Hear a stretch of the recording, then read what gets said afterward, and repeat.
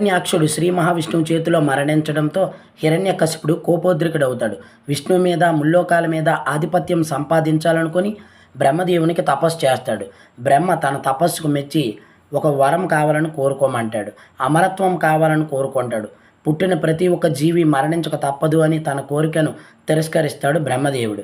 హిరణ్యకశిపుడు మరలా ఒక విచిత్రమైన కోరికను కోరతాడు.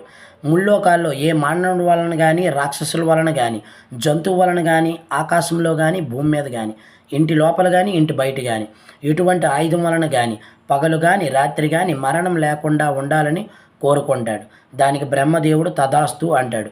హిరణ్యకశిపుడిని సంహరించడానికి శ్రీ మహావిష్ణువు నరసింహ అవతారం ఎత్తి ఇంటి ద్వారం మీద సాయంకాల సమయంలో తన తొడల మీద పరుండబెట్టి తన గోళ్లతో తన గుండెలను చీల్చి సంహరిస్తాడు.